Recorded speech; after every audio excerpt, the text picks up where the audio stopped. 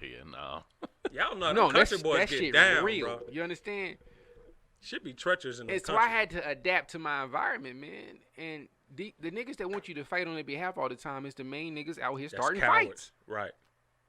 They Cowards. start fights and because you with them. Facts. The Because shit they they know would got back the up. shit they would avoid in your absence is the shit that they propagate when you're there. Facts. And what kind of men respect that?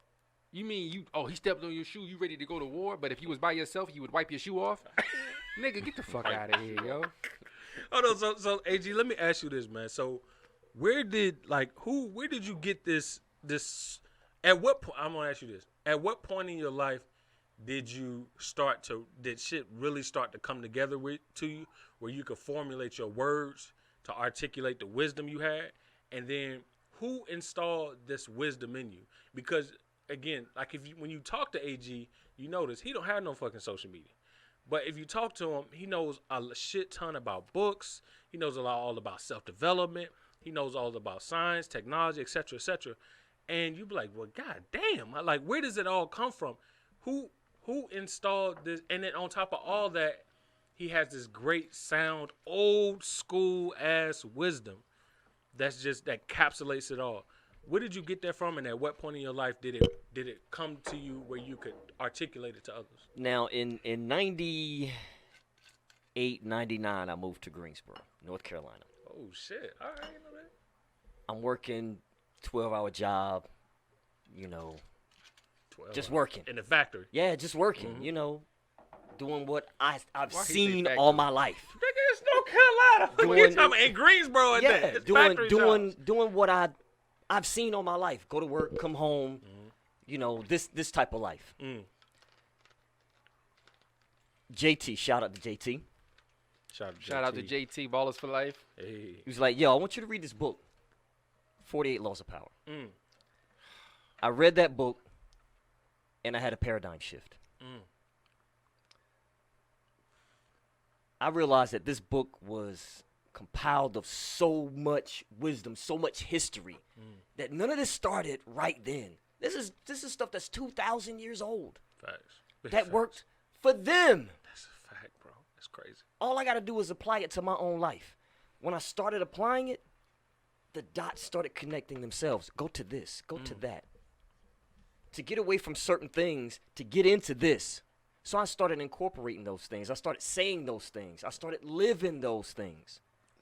And my life became 10,000 times better. I cut out all the bullshit. I surrounded myself with people who were making moves. So that I could learn from him. So I could learn from you. So I can learn from you. Balls for Life, shout out to them.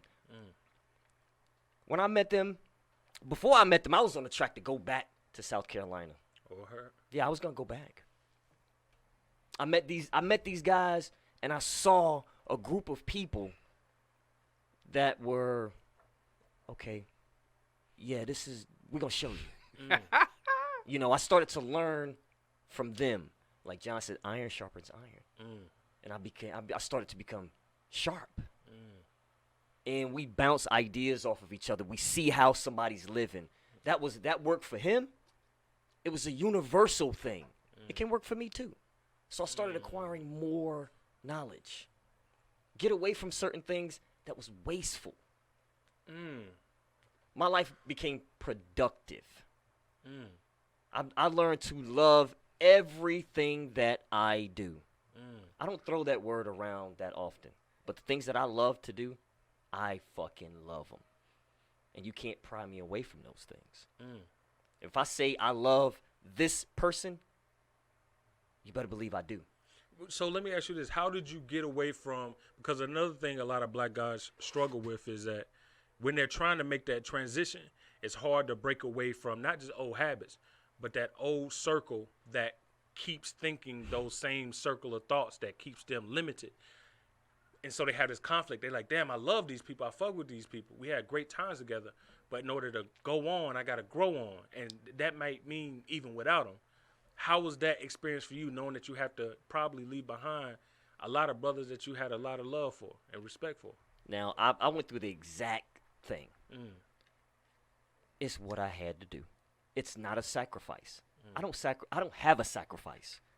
This is what I must do in order to be successful. I'm not going to say, I'm going to stop doing this. I'm going to sacrifice this. No, I got to stop that to get here. And if that's you, you got to go. Whew. That's that man talk right there. You got to go. If you are not positive and productive in my life, you have to go. That's it.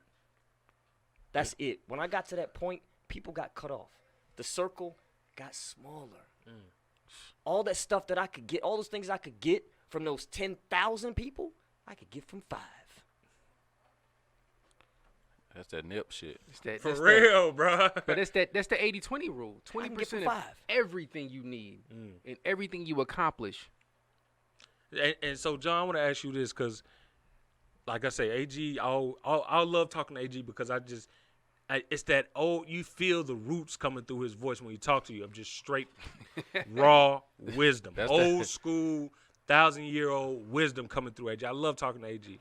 And then when I talk to John,